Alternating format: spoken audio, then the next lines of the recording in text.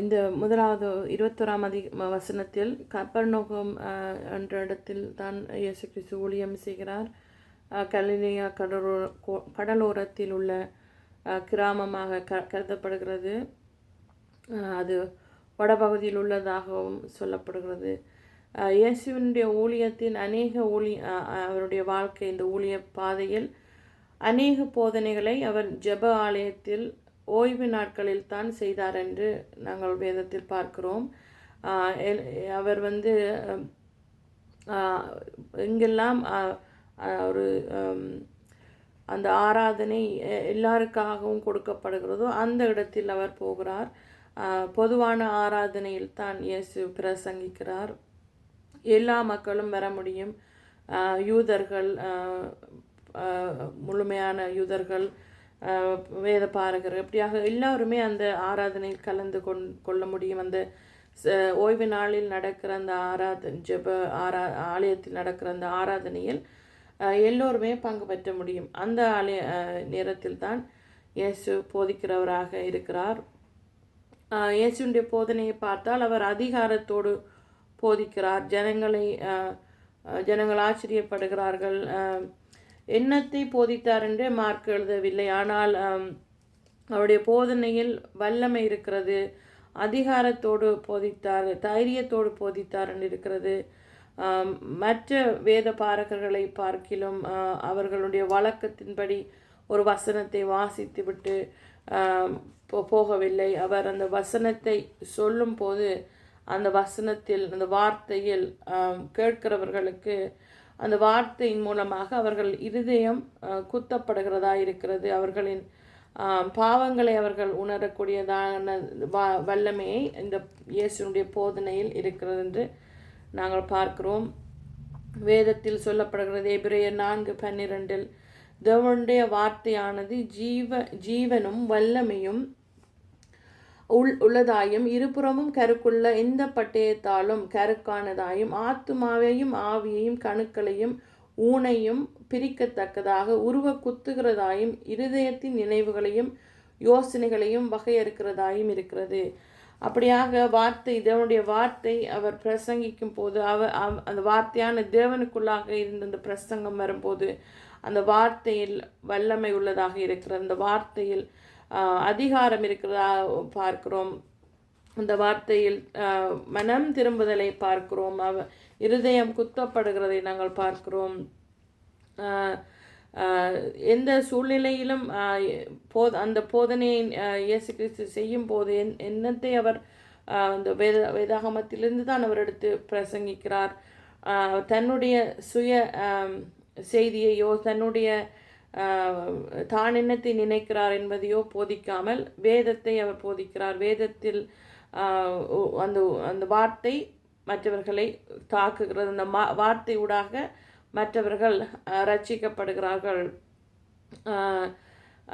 நாமும் போதிக்கும் போதும் மற்றவர்களை தாக்கக்கூடியதான போதனையாக நம்முடைய போதனைகள் இருக்க வேண்டும். மற்றவர்களுடைய பாவங்களை அவர்கள் உணரவும் மற்றவர்கள் கிறிஸ்துவை இன்னும் ஆழமாக அறியவும் நாம் அதிகாரத்தோடு கிறிஸ்து நமக்கு அந்த அதிகாரத்தை தந்திருக்கிறார்.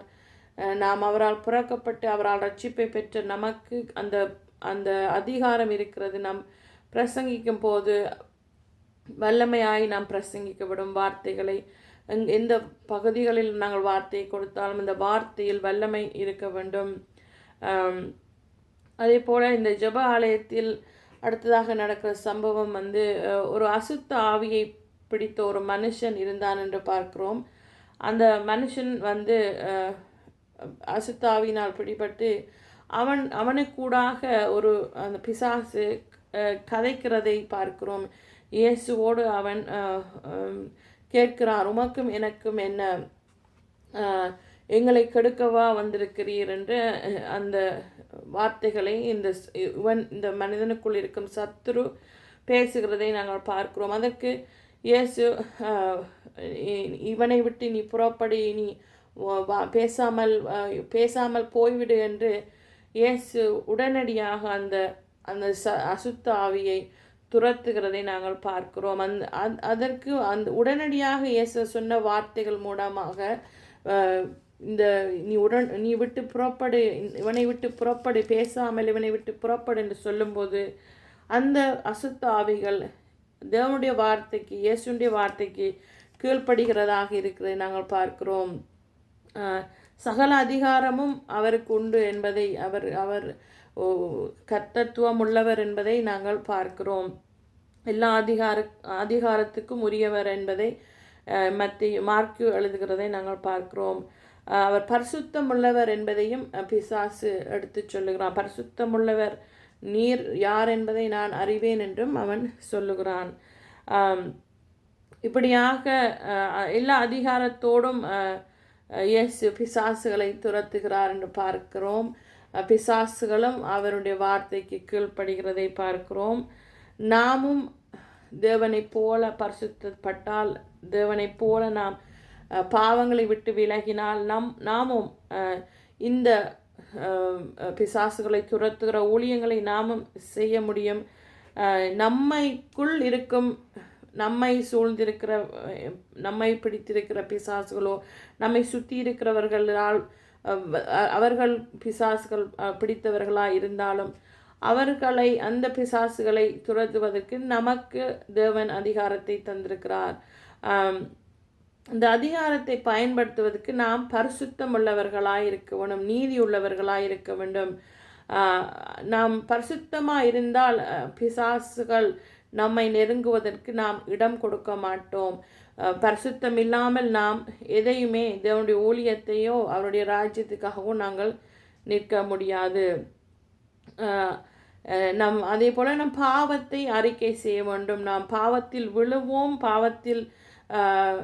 பாவத்தில் மேற்கொள்வதற்கு நமக்கு நேரங்கள் எடுக்கலாம். ஆனாலும் நம் பாவத்தை அறிக்கை செய்ததை விட்டுவிட வேண்டும்.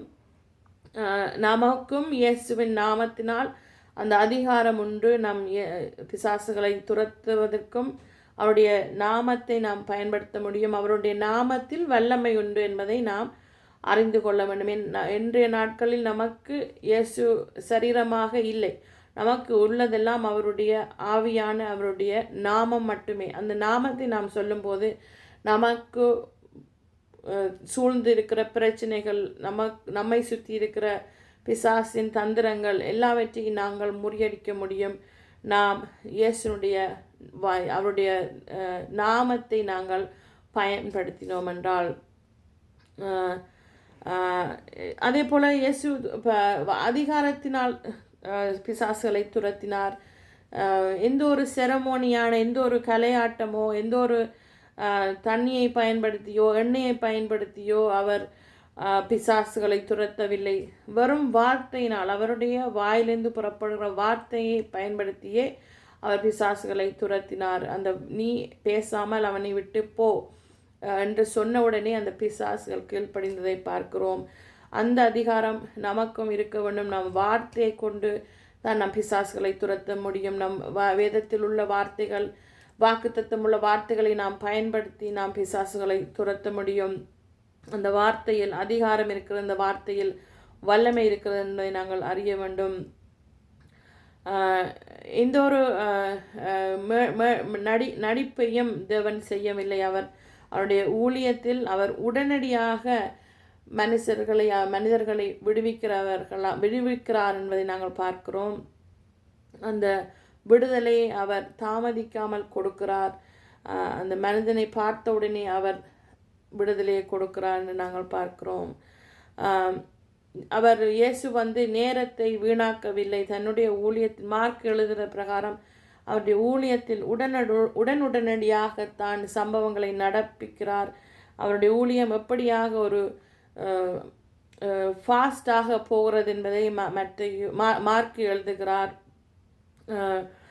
பிசாசு பேசுவதற்கு இயேசு இடம் கொடுக்கவில்லை. அடுத்த வசனங்களை நாங்கள் பார்த்தால் கடைசி 34வது வசனத்தில் பிசாசுகள் பேசுகிறதற்கு அவர் இடம் கொடுக்கவில்லை என்றால் அந்த அதிகாரத்தை அவர் எடுத்துக்கொண்டார். அந்த பிசாசுகளையும் ஆளுவதற்கு அதிகாரத்தை அவர் எடுத்துக்கொண்டார். அந்த அதிகாரம் நமக்கும் தேவை.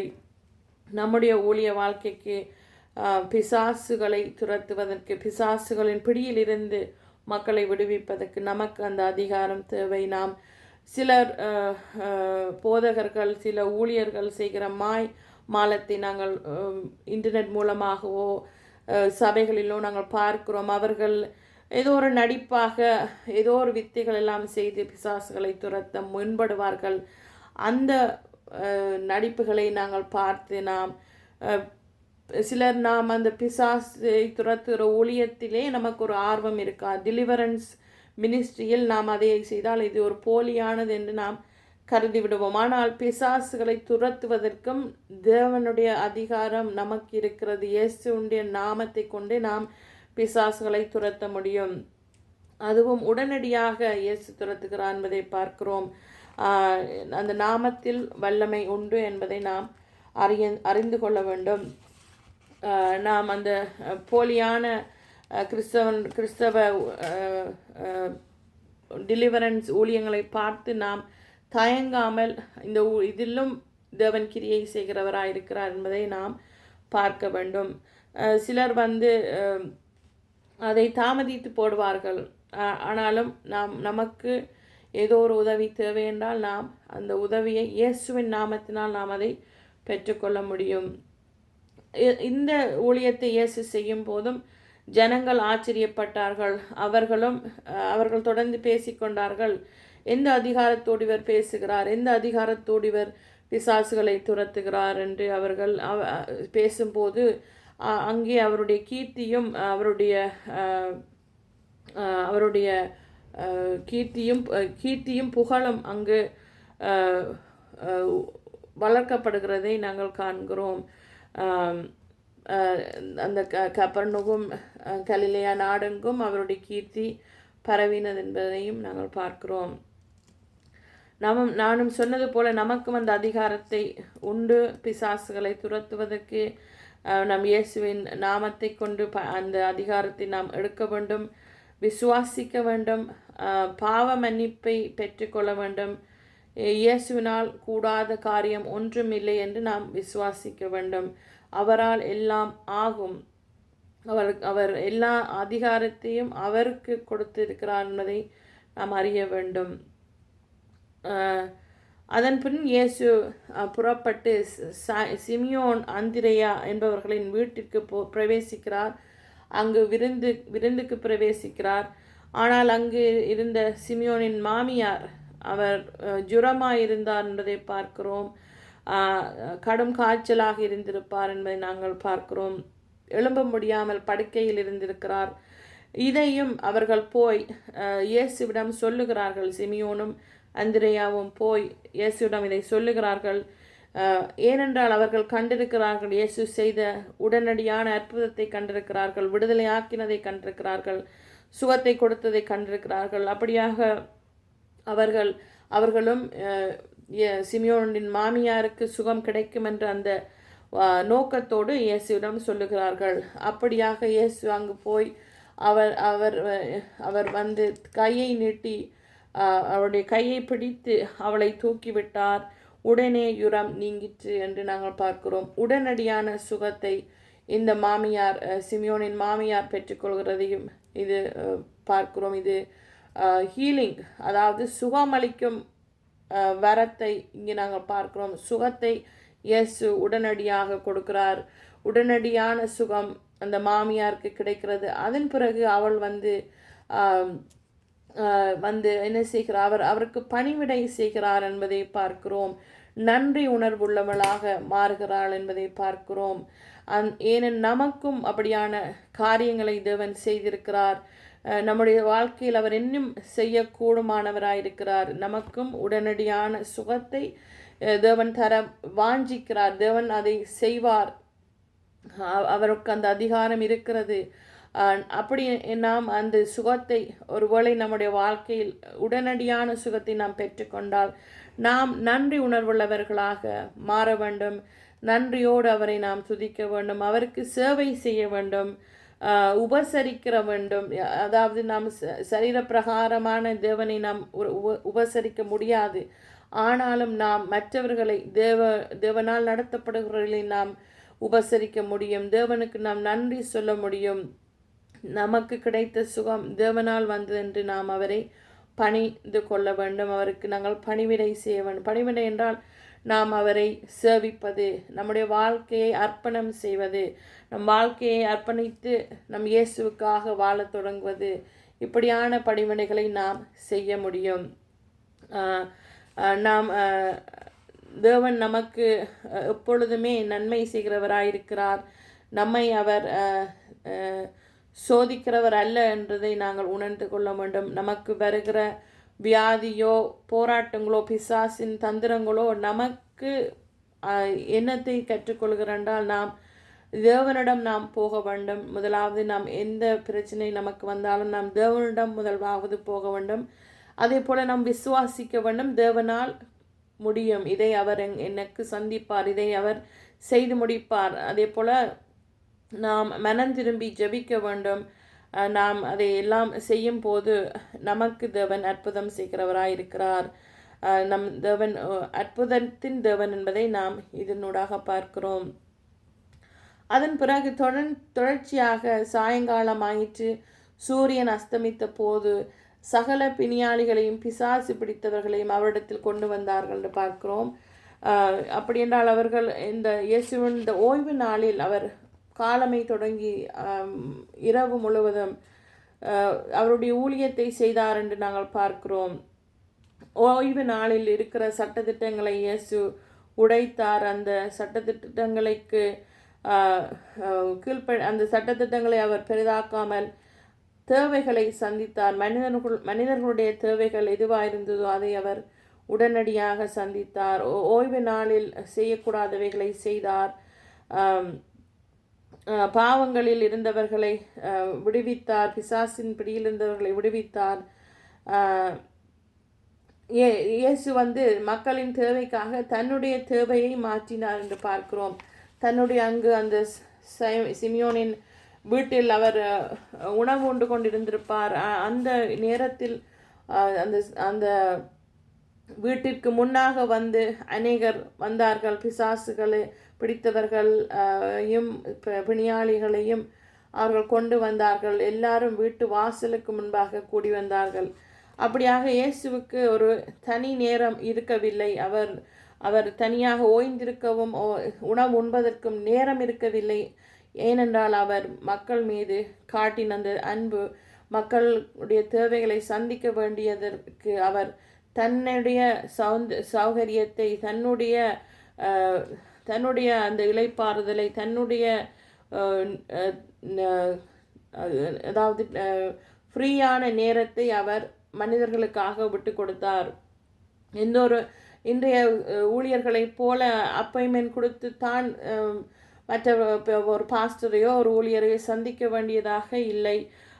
இயேசு வெறுமையாக அவர் தன்னுடைய நேரங்கள் காலங்கள் எல்லாவற்றையும் முழுமையாக மக்களுக்காக அவர் உபயோகித்தார். மக்களுடைய தேவைகள், மக்களுடைய நலங்கள். ஏனென்றால் அவர் ஊழியம் கொள்ள வரவில்லை, ஊழியம் செய்வதற்காக வந்தார். ஊழியத்தை அவை தொடர்ந்து இரவு பகல் என்று மத்தியான வேளைகள் என்று செய்தார் என்று இந்த மார்க்கின் மூலமாக நாங்கள் பார்க்கிறோம். இதுதான் நமக்கும் மாதிரி, ஊழியத்திற்கு இதுதான் நமக்கு மாதிரியாக இருக்கிறது. இயேசுவை போல் நாம் ஊழியம் கொள்ள வராமல் ஊழியம் செய்யும்படியாக நாமும் அழைக்கப்பட்டிருக்கிறோம். நாம் யாரெல்லாம் வியாதி படுக்கையிலோ பிணியாளிகளாக இருக்கிறார்களோ, பிசாசினால் பிடிபட்டிருக்கிறார்களோ, நாம் அவர்களுக்கு உதவி செய்வதற்கு, அவர்களுக்காக ஜெபிப்பதற்கு நம் நேரங்களை நாம் செலவிட வேண்டும். அவர்களை சந்திப்பதற்கு, அவர்களோடு உரையாடுவதற்கு, நாம் அவர்களை விடுவிப்பதற்கு நாம் ஏதாவது ஒரு முயற்சியை நாம் செய்ய வேண்டும். ஏனென்றால் இயேசுவும் எல்லாவற்றையும் முதலாக வைத்தார், மக்களை முதலாவதாக வைத்தார்.